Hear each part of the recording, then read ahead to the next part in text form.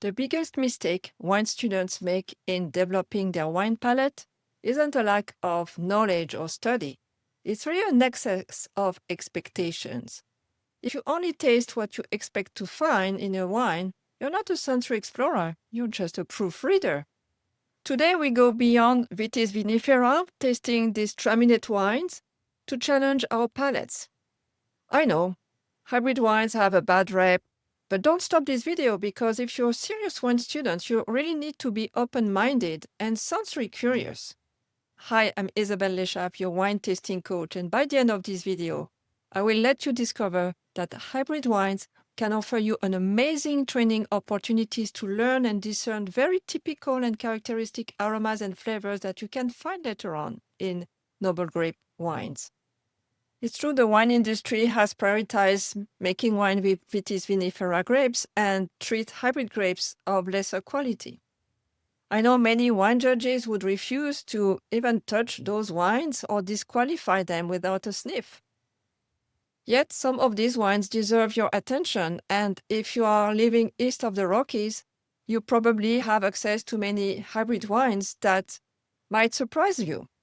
Yes, I agree. Some of these hybrid wines don't show complex flavor profiles. They are grapey, they taste like Concord grapes. But some do, like this wine has some complexity. So we shouldn't put all hybrid wines in the same basket. And if you're a wine student, tasting hybrid wines is like resistant training for the palate. You don't have a mental map to guide you. You haven't memorized tasting notes about those hybrids. So you have to let the wine reveal itself. You are forced to rely 100% on your senses to discover this wine from the bottom up. All right, let me ask you a question before we continue. Are you a wine snob or a student of wine that is sensory curious? If you're the latter, let's continue. So we're going to use the sensory tasting method to discover the aromas and flavors of this Traminette wine. And why I like sensory tasting is that we rely only on what our senses perceive.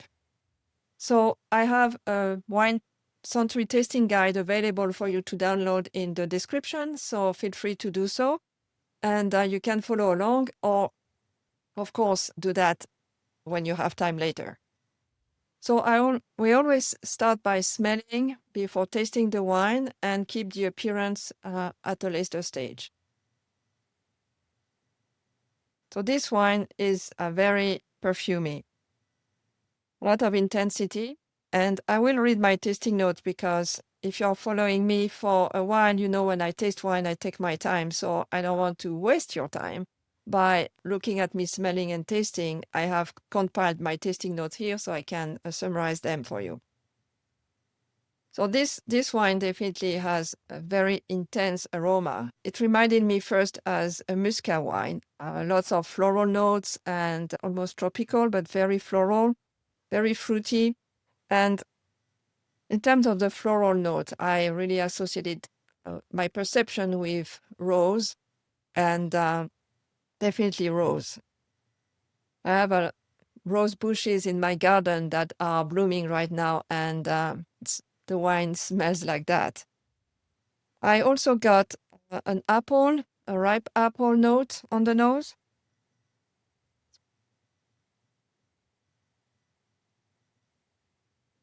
I usually smell before swirling, smell after swirling the wine to really let the aromas express themselves, and they reach my nose, depending on their volatility level. So it's always good to spend time smelling. In terms of tasting,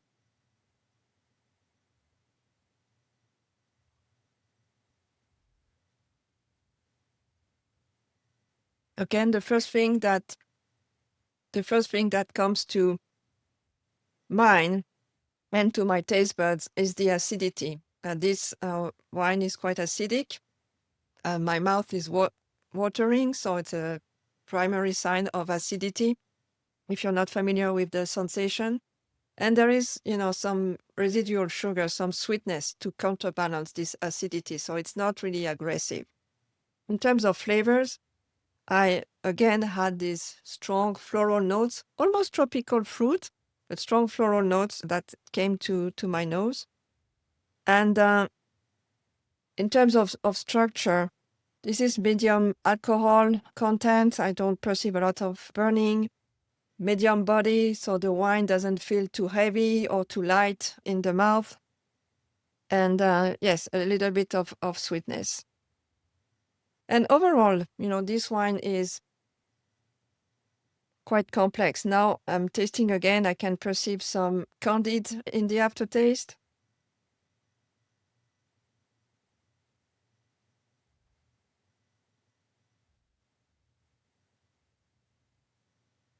And some citrus candy, some apple, and maybe pear, ripe pear. Definitely, more than just one aroma. Complex wines means that you can perceive different sensations, especially on the aromatic profile. And definitely this wine has a medium complexity. It's not a simple one-dimensional wine. So again, it's an interesting wine to explore. I tasted this wine with my fellow American Society judges in training, and we all had these similar tasting notes, a lot of floral notes, a lot of fruits coming forward, and this acidity and sweetness tension that is quite characteristic of this wine. In terms of the appearance, it's a bright wine, has a pale yellow color. It's still, there is nothing, no bubbles, no fizziness. It's quite bright. It's a beautiful wine as well. And I really enjoy smelling these floral notes. So there are lots of notes that I perceive that if I were tasting this wine blind, I would probably call out Gewürztraminer, this Alsatian noble grape that we find on the east side of France. But there is something that is maybe a bit missing, but I can talk about that later. So most of the aromas of Traminette are really a grape-derived aroma. All these floral notes and the fruity notes. Only maybe the pear or the apple notes could be made during winemaking, but definitely all these aromas and flavors are grape-derived. What many wine students would call primary aromas. And the acidity is quite typical of hybrid wines. But in that case, there is that balance with the sweetness. Traminette is quite an interesting varietal wine because it's quite recent. It's a cross between a variety called Johannisthal and Gewürztraminer. So there is some lineage with Gewürztraminer, hence maybe my hesitation earlier on. It was bred in 1965 and released by Cornell University in 1996. So it's quite a recent hybrid grapes available to our growers. And it was selected mainly for cold hardiness and disease tolerance, and also the quality of the juice. And that's why you will find a lot of hybrid grapevines on the east side of the Rockies, because the climates, northern climates, south climates are very extreme for growing Vitis vinifera grapes. And those hybrids are resistant to very extreme climate and high disease pressure that you will encounter, especially in the south. So they do very well in those climates. And as I said, their sensory profile can be very intriguing and interesting to discover if you are sensory curious. So as I mentioned, one parent of Traminette is Gewürztraminer, which is a variety that has very strong lychee rose characteristics. And this wine as well. The floral notes are very present, dominant, very intense. A little bit of research, and there are studies that have identified one compound called geraniol as one of the marker of Traminette. So meaning that if this compound is quite noticeable in the chemical profile of the juice, this must be a Traminette wine. There are also other rosy aroma compounds that are present in Traminette, One of them is the cis rose oxide, and we sometimes describe it as lychee. Lychee and rose have similar characteristic. Rose being more floral, the lychee has, this other fleshy fruit character in it, but it's very easy to confound them when you taste blind or you smell blind aroma references. As I mentioned before, some other tasters who were part of my group who tasted this wine earlier on describe it as ripe pear and ripe apple. So those are aromas of fermentation. So again, this wine, I think, is a fantastic training tool to learn to identify floral notes, because when I speak with my students, the number one category that they want to learn more about are floral aromas. And in this wine, rose is definitely a typical note. Other floral notes were called out by my fellow tasters. Honeysuckle was one of them.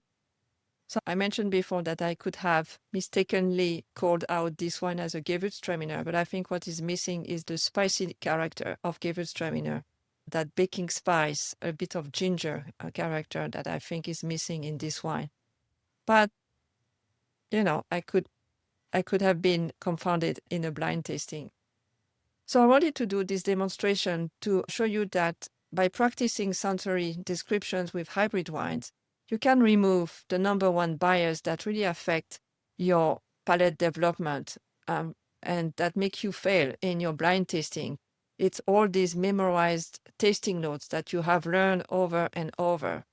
When you taste hybrid wines, generally you don't have particular expectations. If you go over the hurdle of thinking that it's a bad wine, they are not bad wines, they are different.